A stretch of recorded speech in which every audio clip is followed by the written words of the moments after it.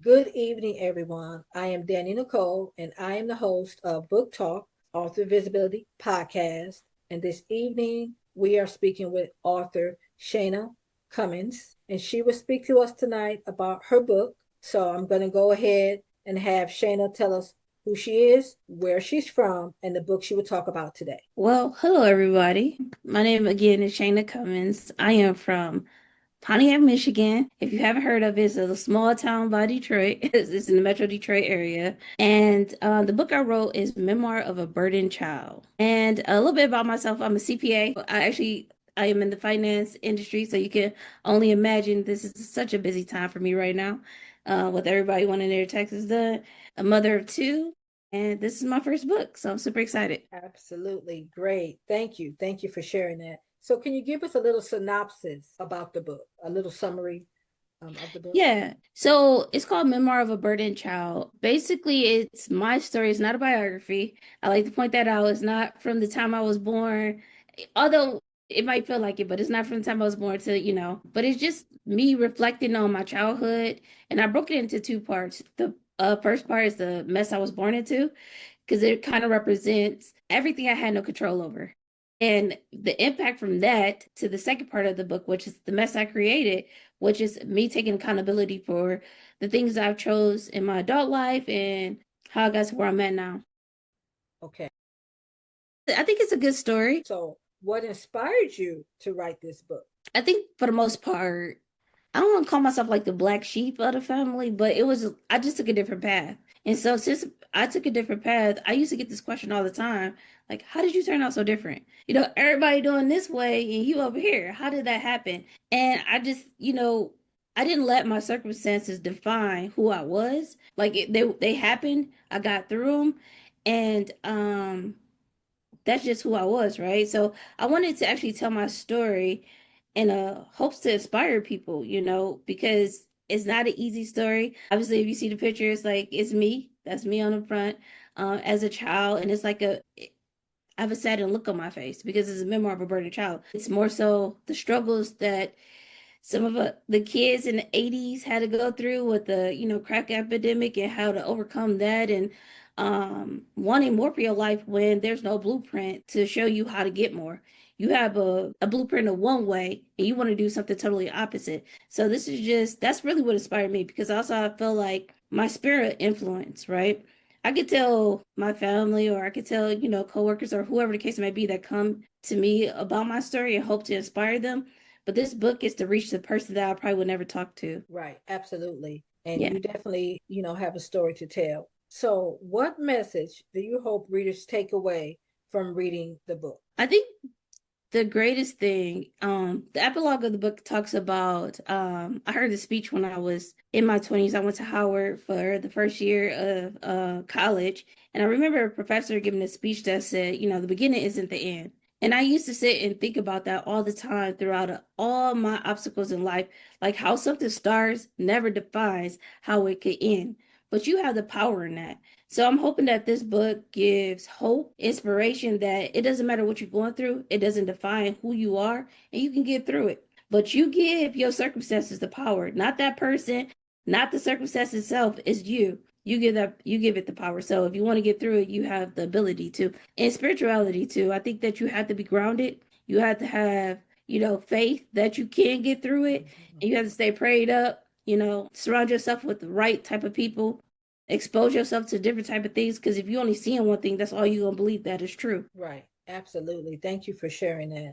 That is definitely something I can relate to. So, who is your ideal reader for the book? The first thing that always comes to my mind, I say black women. I have a soft spot for, pouring into black women, but just people in general. I don't want to like close the door on anything, because I feel like anybody could pick up that book and see themselves in it, or see their situation in that and see what they could get through. But when I look at myself and I look at, myself in the mirror, that's who I'm talking to, ideally. But I'm hoping that it's people that's, that's dealing with trauma, who probably deal with trauma in their youth, that kind of taking that on to their adult life and ready to put it down, ready to go through life with, even though they don't got a blueprint, they don't know what they're doing, just the courage and the hope to get through life. Yes. So, what has your journey as an author taught you? Grace. It taught me so much grace because um it I had to see people from all different sides and I had to be careful how I wrote the person. People are not one dimensional. Just because someone did something to me that was probably bad, they could have been the greatest person to the next person. And I think that it taught me to see things from all different angles instead of just one view. And it's also taught me boundaries, how to stick up for your boundaries in life. Sometimes you get drawn in by everybody else that they drain it from you. And it is really important to go at life for what you need and what you stand for. Yes, Yeah, yes, because it's a personal absolutely. story. Eventually this also inspired me to want to write more. I think I did a pretty decent job with this book. I mean, I think I did a good job. I got a lot of good feedback so far. And it inspired something else in me that, like I said, I'm in finance, that, my creative side, this is really just fueling that. So I'm hoping to start my fiction writing. I've been dabbling in a little bit, writing a little bit short stories. So that's the other part. I think Yeah, this is exciting. absolutely. This is exciting. Like you said, it's bringing out your creative side, and then you're beginning to see, what you can offer, because everyone's story is a message for someone. I had to Yeah. learn that myself, because my first book was fiction, and then I did a nonfiction anthology with moms, about moms.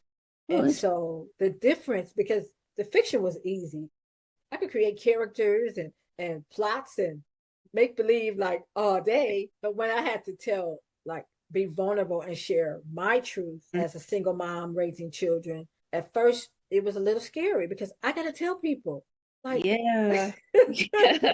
I got to tell I can tell people the relate. truth. Yes, I can relate to that. Man, it that has been the scariest thing. It's almost like you're showing up because people that know you a certain type of way, they see you through a certain lens, and they don't Yes, think you probably going through, and to be like, hey, I went through this, and they're like, what? And it's just kind of like, oh my goodness, am I too much? I had to deal with a little bit of that too. But you're right, your story can inspire somebody else. So I'm really happy that you did that though. yes, yes. Thank you. So, were there challenges you faced when you were writing the book? Yes. I think the greatest challenge was unearthing some things that I have buried. Because when you're right, the way I write, I'm in that moment. Like I'm feeling it, I'm sensing it, I'm smelling it, I'm there.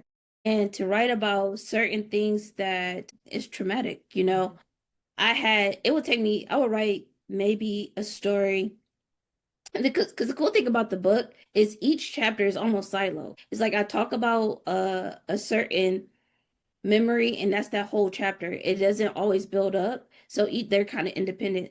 But I could write a chapter and it could take me 4 months to write again, just because I'm in therapy too, so I was in therapy the whole time and had to work through those things that I thought I had overcome. That was one. And I think the other challenge while writing was, how much do I tell? Mm-hmm. Obviously I'm not gonna tell everything. It's gonna be a 5,000 page book. I mean, not 5,000. it'd be a Yeah, it'd be a big book. Okay. But also, how do I stay true to my story? Just because I'm ready to say how what I went through doesn't mean that I need to expose the next person.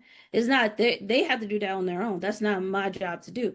My job is to stick to my story, maybe hint on the things that how they impacted me, but it's not my job to tell their story. So that was that thin line I had to balance. And I think the last piece is what we just talked about, being vulnerable, right? Mm-hmm. Certain people got read the book that I was just like my coworkers. That was another thing because you're a different person at work. Work is all right. You get in here, you working. Now they're seeing you like, oh wow, this is you. It was something that I had to overcome, but it came with so much support. Honestly, the thing that I was afraid of was the one that supported me the most, important to me the most, fed into any insecurity that I had, squashed it. I don't know. It was a beautiful thing. It was a beautiful experience. And I also think about the power of God because once I said I wanted to write this book, sometimes I'll be scared and I'll read a chapter to somebody and I'll be like, oh man, what they think, what y'all think, and it's like, you should keep going. Like you need that person to keep rooting for you, keep going for you. And it was a lady I work with who was a really, really good friend of mine now. And she was a really good friend then, but she said, hey, I'll edit the book for you. It's just like how things move for this project to come to fruition. I'm just really, really blessed. Yes, yes. And that's the move of God. And like you said, you were obedient to tell your story because it can be scary. I mean, you're literally telling people like the real authentic you. And Yes. so so sometimes that can be like you said, how much do I share? If I share this, what will happen with that? But you didn't let that stop you. No. And you said, I got a story, and this story could impact someone's life. And that's exactly what you set out to do. So I applaud you for that because that takes some courage. It really That's does. It really does. I want to that's hit on one thing too that you said too, yes, like being obedient to God. This I always felt like it's something that you meant to do would never go away. Like this was probably placed on my heart, I'd say more than 15 years ago, and I would write it in a notebook. I would write the same passage over and over again.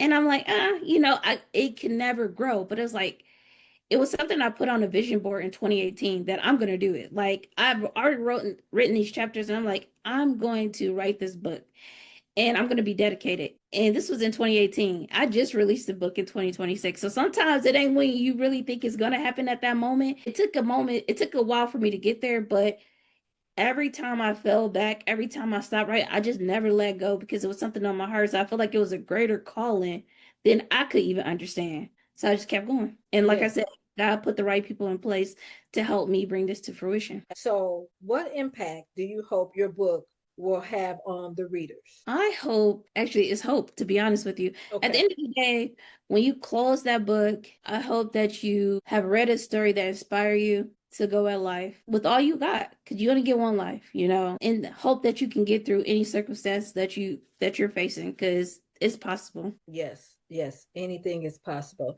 especially with God on our side, right? Yeah, we You can got move some mountains when we got God on our side because we don't know. We we don't know the outcome, but I had to learn that myself. I'm still learning to trust God, to keep the faith. It's not always easy, but when you step out on faith and you trust God, like you said, and then things just the right people come into play and the right situation, and the book is finally moving along and you're finally yes. publishing it. So congratulations to you. That's awesome. So what's next for you? What do you got working around? Are there any events? Any more books? What's going on with you? I think right now for this year, I want to try to get this book out to as many people as possible, get exposure to the book. I did sign up for a few events. I did, Book Fest in Detroit. They haven't selected me yet, but we still got some time, so I'm praying that that comes through. I do want to host a signing sometime in the summer. I'm in a book club, so I know we're gonna do an event there. I also have a podcast that's called Minus the Blueprint. With three other hosts, we're going to do some things with the book there, but the whole point of the podcast too is a continuation of that. It's different aspects of life without a blueprint. How do you get through? Sometimes we don't all come from a family that is supportive or a family that has it laid out. I always think about this being in the jungle. And sometimes, you have a paved road, and sometimes you got to get out there with the machete and make that Yes. road. And so, in a lot of times in my life, I had to make the road. And I think that it's my calling to turn around to help the next person. Hey, this is the road I made. You might want to come down this way. It might work for you, and it might not. And if it doesn't, I'm here to support you as you make your own road. Absolutely. I like that. That is very encouraging. So thank you for sharing. So, where can listeners follow you or get in touch with you? Yes. So I'm still building up the social media thing. I'm a little old school in that, I'm real private. But my handles is Shana Cummins right now. I do have a website that kind of birthed from this book because the book is Memoir of a Burdened Child. However, my website and the business I'm trying to build around it is called Becoming Unburdened because the child was burdened, but the adult isn't. And I want to kind of support people like I said, hey, either I can show you my road or I can help you as you build your own road. So that's the whole point, is just becoming unburdened. But the book is on Amazon. You can get it on Kindle and paperback. Awesome. Well, thank you again for sharing. To the listeners out there, please like, follow, comment, and share the podcast so we can get Shana out here. Let's get her, let's support her as Thank authors so that she can continue to do the great work and share her story that will impact others. So thank you so much. Thank you for having me. I Yeah, truly appreciate the platform, appreciate the opportunity. I am so grateful and humbled by this. Thank you so much. are so welcome. Until next time, Shana, thank you so much. And audience, stay tuned for another podcast. All right. Have a good night. Bye.